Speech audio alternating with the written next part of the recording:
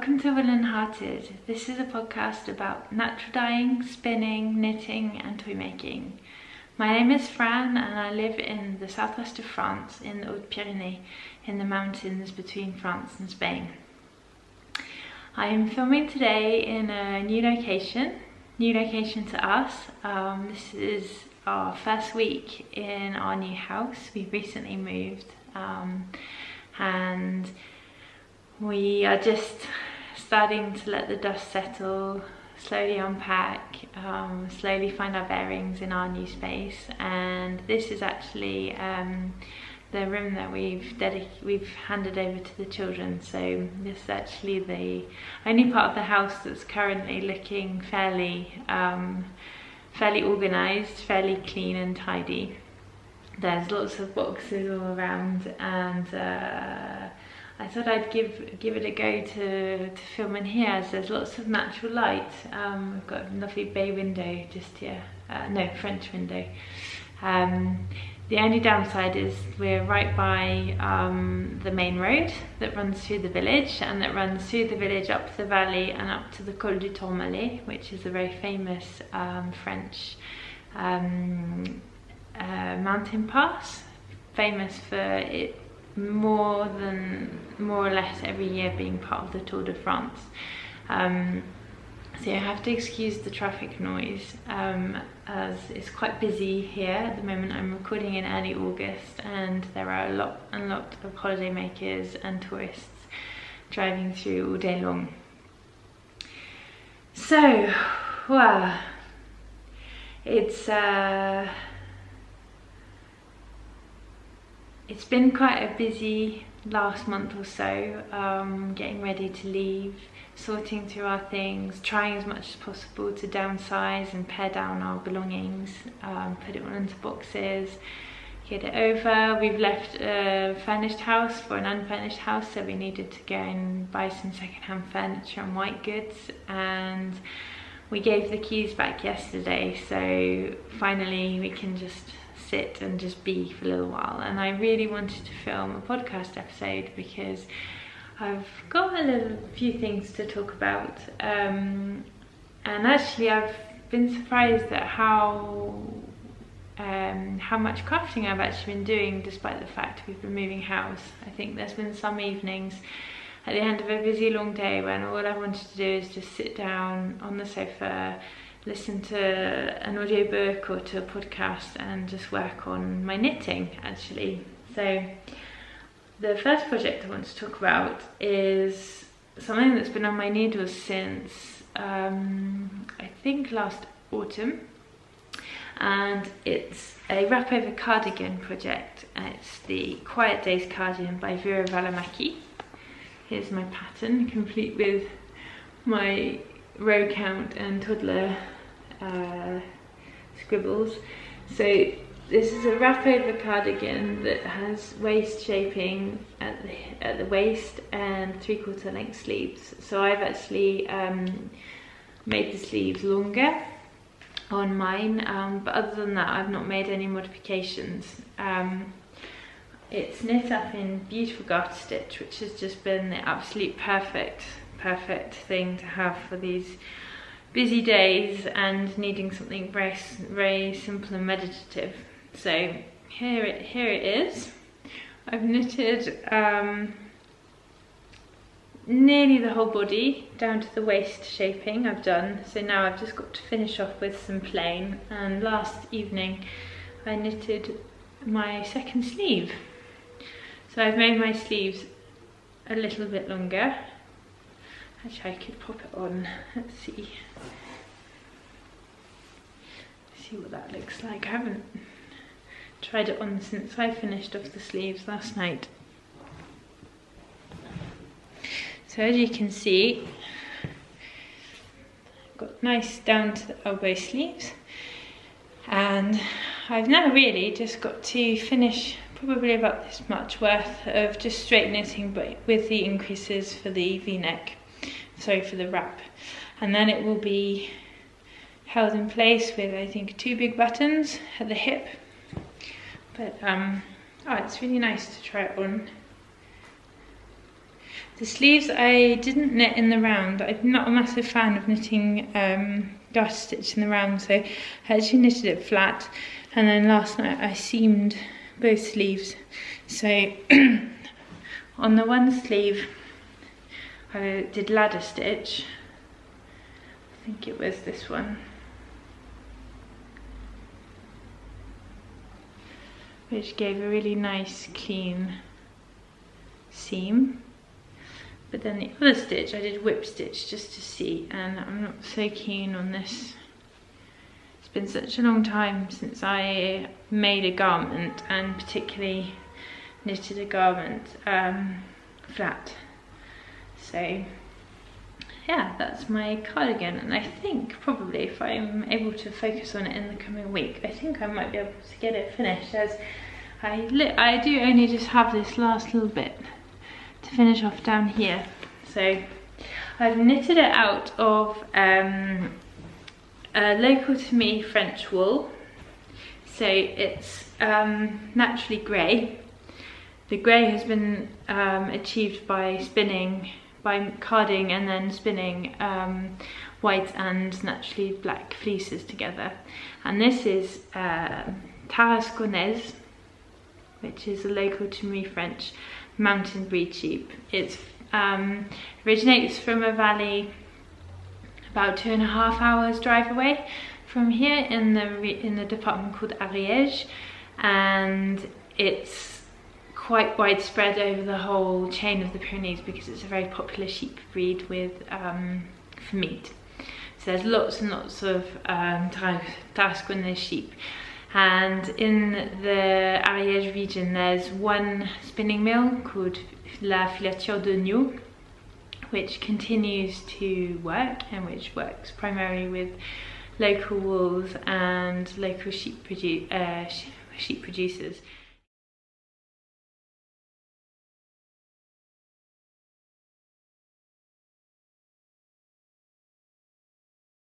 I've got quite a lot of their wool in my stash, and I'm doing my best to start working through it, because when I was getting ready to leave our old house, I was able to really go through all of my yarn and my spinning fibres and really do a good inventory of everything I had, and see that I've got quite a few sweater quantities of yarn from this particular spinning mill, because I had the opportunity to visit back in 2015 when I was pregnant with our son, and I was able to buy yarn directly from them, so it worked out fairly economical. I think, if memory serves me correctly, the 100 gram skeins of wool were between 4 and 6 euros, which I think is really manageable. And I have majority of my stash is made up from French farm yarns or breed specific yarns that I've bought directly either from the producer or from the mill. I don't really tend to buy wool that's superwash, that's from an unknown source, even if it's from an independent dyer.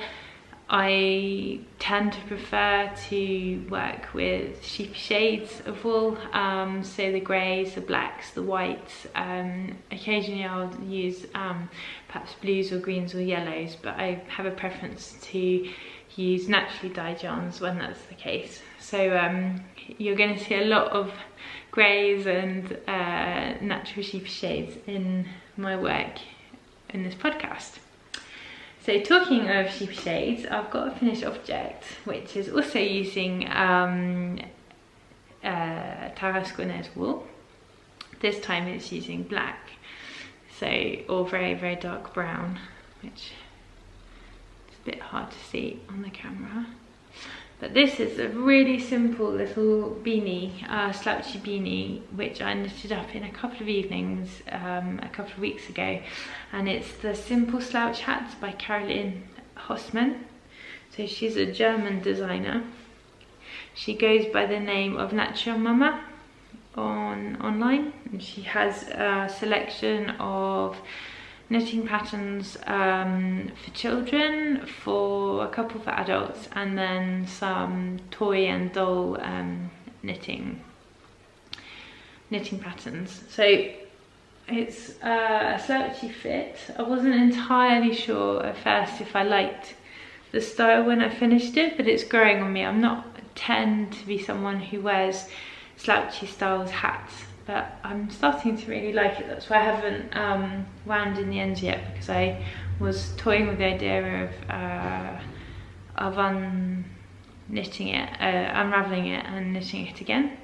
But just looking at it on the screen, I quite like it. And it's a really, really simple hat. It has broken rib on the cuff. Don't know if you can see that with the light, which I really love. I've suddenly become a big fan of broken rib. And then it's simple stocking stitch up until the crown shaping, and then you cast off. And knitting this hat was really interesting because I discovered this pattern, which is actually a free pattern available from her website, not long after I had gone through my clothes in my wardrobe, and I've had to get rid of some of my clothes because at the moment my body shape is quite different to what it is normally. I'm actually 2 dress sizes bigger than I am sort of usually, as a result of my pregnancy last year, and then not being out very well, and then some medication that I've been on for the last year has caused me to put on and keep on weight. So I had to get rid of, or I decided that I was going to let go of quite a large amount of clothes, probably about 50% of my wardrobe, possibly even a little bit more.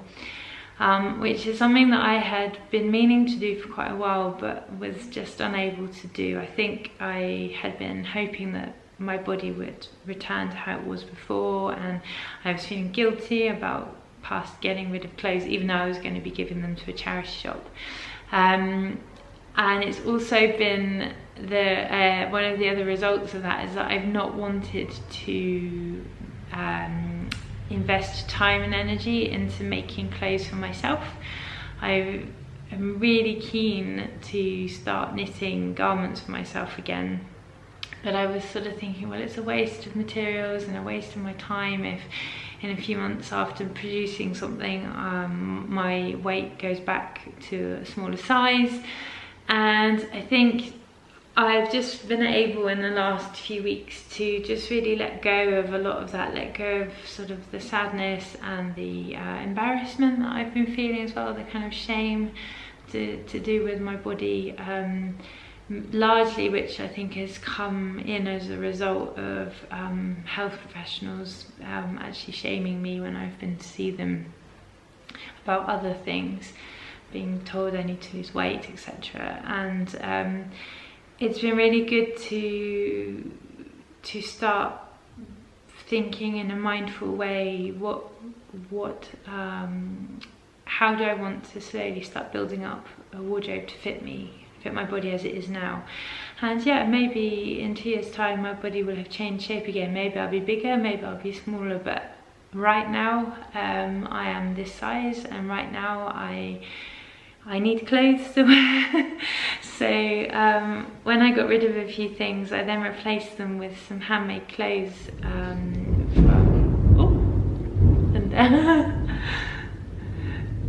this is what happens in the mountains in the summer. The days are really, really hot, and then in the afternoon there's a big thunderstorm, so I hope I'll still be able to keep recording. Yeah, I replaced some items in my wardrobe with 2 dresses by Fedra Clothing. So this is one of them, and I also have a sort of a bluish coloured one. My mum's cousin also really kindly made me 2 hinterland dresses, which came in the post during the winter, and that was a real excitement to receive them. And so I think I finally found the style of clothes that I like, and the materials that I like them to be made of. I really favour linen when it comes to dresses and tops and skirts, and then wool for outer garments and for accessories and for warmth. And it feels really good to finally be in a place where I know what I like, I know what I want to wear, and actually it then meant found it easier to get rid of stuff that wasn't really ever truly my style. I didn't always feel comfortable in it, even when it fitted me properly. And so when I was knitting this hat, it was really interesting to follow a pattern which on the face of it is really, really simple. There's no lace, there's no cables, there's no brioche, there's no colour work. It's literally, I suppose some people would call it mindless knitting, but I find it so mindful. And it's the same as well working the garter stitch with this cardigan. I absolutely love being able to just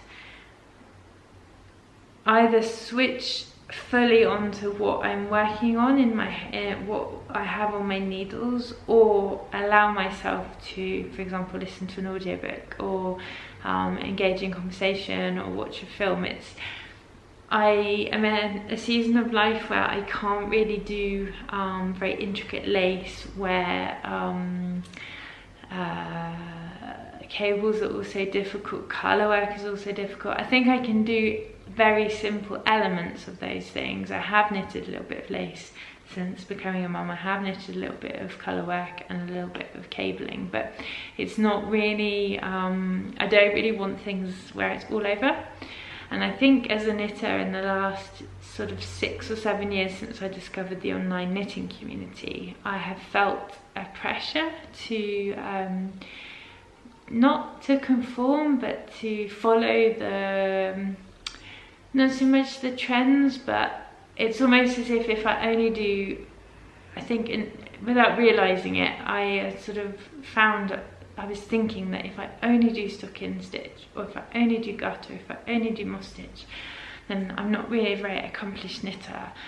But I now realise that what makes a knitter accomplished, it's the actual construction of the garment. It's the taking the time to finish it properly, to put it together, to do the seams beautifully, to get the fit perfect. And you know, this is a really good example. I'm so excited about the fit on this garment. I think it's always a little bit of a nerve-wracking thing for me at the start when I start a new project. Am I going to be able to make it fit? Because it requires sort of measuring your body and then doing gauge swatches and washing and blocking them and measuring and then doing it again and going up a needle size or down a needle size, and it's a little bit nerve-wracking. But actually this is the second or third garment that I have made for myself that will, when it's finished, fit. And I think that, yeah, it's okay if, or I've realised it's okay if I am only interested in knitting very simple items, because that's actually my style. That's the type of clothes I want to wear. And I've also realised it's completely fine if I want to make grey or beige or dark brown or white. Like, those are my colours. They're the colours that I feel most comfortable wearing in terms of knitted items. They're the colours that I enjoy working with, that I'm drawn to. I just love being able to put the natural wool in a kind of a showcase, have items that showcase it, and it's really been exciting to sort of be in this place where I feel like I finally found how I want to make and what I want to make. And as part of my paring down and getting ready to move, I've gone on to Ravelry a few weeks ago before they made the changes to the site, and I deleted maybe about half of the patterns that I have purchased in the past, and I didn't feel bad about it. I felt actually quite uplifted because it was things that I know I'm never going to make. I perhaps bought them because everyone else was making them, or because they looked interesting, or because I wanted to support the designer. And I've realised it's okay if I don't make everything that I've got in my Ravelry library in terms of patterns. And actually I don't want a wardrobe that is that enormous anyway. So yeah, I have also deleted all of the nearly 500 favorited items that I had. That was a bit of a mission and a bit overwhelming at first to realise I had quite so much in my queue and in my favorited items, but I have since started a small little bundle of a collection of patterns that I've called Simple. So it's a way of making a kind of inspiration mood board of items that I would possibly like to knit in the future. Maybe I already have the pattern, but yeah, it's been a really good process. Although it's been stressful and really tiring to move, I feel like, in view of some of the hard things that have happened in the last couple of years for me health-wise, I feel like I've been able to make some progress, and I feel really excited now in the coming months when I've slowly unpacked my little making space upstairs, and when I can start thinking about making more garments. I'm really excited to get things on my needles again, and also to continue with my spinning and try to hone my spinning skills, and then try and always have a hand spun project on the go. That's something I'm really wanting to try to have now, is to actually knit with my hand spun, which brings me really nicely onto a project that I'm looking forward to starting to cast on. So I have wanted to knit for the longest time the Maya's Cowl, or Maya, I'm not quite sure how it's pronounced, by Donna Smith. And whilst packing up my things, I found this skein of hand spun yarn. So this is 100% Dorset Horn yarn that I spun up to a heavy fingering light sport weight. I spun this a couple of months ago.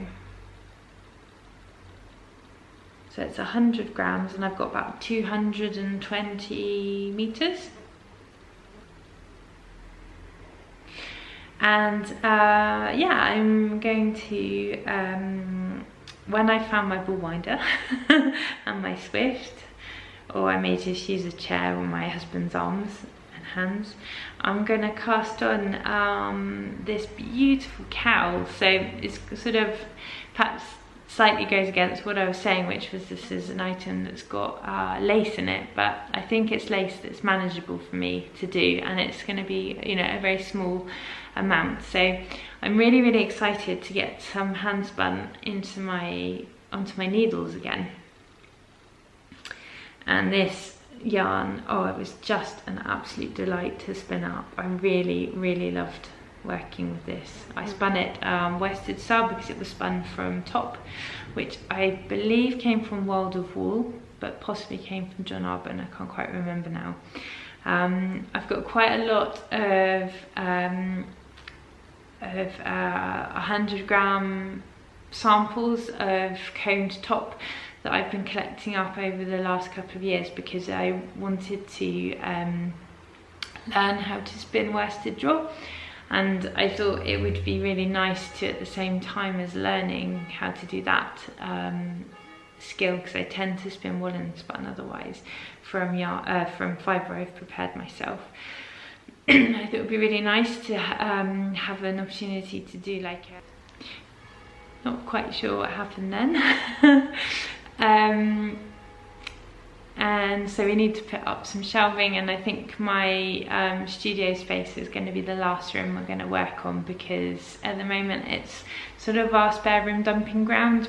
We've put all of our upstairs boxes in there, so that our two bedrooms, the grown-ups bedroom and the children's bedroom, are sort of streamlined and empty, and not all bags and boxes all over the place. So at the moment it's all quite it's nice and tidy and nice and organised, but it's not really a space that I can start working in at the moment. And that's fine, because I'm in a bit more of a spinning, knitting mood at the moment. I really want to finish my jumper. I'd really like to start this cowl. I maybe want to think about knitting some items for the children, although I'm not too sure at the moment what they need for the coming autumn winter.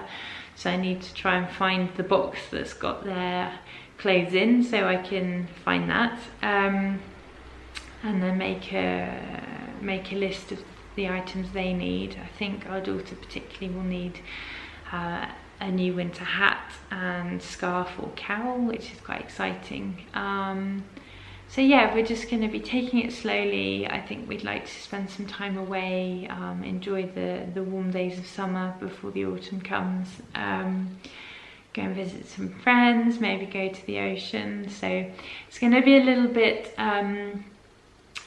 more relaxed now. The last 6 weeks have been quite intense, and we're all feeling quite tired and quite ready just to have a break from packing and boxes and things. So yeah, that's kind of where we are at the moment. And in terms of this channel, I would really like to try and have 2 episodes or 2 videos going out per month. And I'm thinking that the first one would be like a podcast like this episode, where I'm going to talk primarily about my spinning, my knitting, if I'm doing any natural dyeing at the time, maybe even some sewing, because I'd like to try and finish off a couple of dressmaking projects that I came across whilst packing up my sewing things. And then the other video that I'd like to put out in the month would be more of a vlog style. So it might be that I take you along when we go to the farmer's market, or when we go for a picnic up in the mountains. It might be that I will give you a tour of our play area or our bookshelves, or things that we're making in the kitchen. I'm not entirely sure exactly what I want to do yet, but I've got lots of ideas, and I'd also like that second video to be a place where I can talk primarily about my toy making and about my return, my slow return to work again, because I feel like we're getting to a stage in our family life where I can start thinking about very slowly working on Woollen Hearted as a small business, in a very small and hopefully sustainable way. And I think it would be really nice to have a space where I can talk primarily about that. So instead of it cluttering up the podcast, if folks aren't really interested in that, you don't have to watch it, but if you are, then I'll have more space to share that. So please do let me know what you think about those ideas down below in the comments, and also let me know what you're working on at the moment, what you've got on your needles or on your spinning wheel or at your sewing machine. I'd really love to know. And it would also be really nice to know where you are in the world, because I'm in France. I'm not originally from here, I'm originally from Britain, and I've lived here now for nearly 11.5 years. But I'd love to know where you are in the world, where you call home, and whether you're in the city, whether you're in a village or in the mountains or in the middle of nowhere. Please do let me know so that we can connect and get to know each other a little bit more. So I think I'll sign off now, and I want to wish you a lovely end to your day, and thanks for joining me, and I look forward to seeing you again very soon. Take care, bye bye.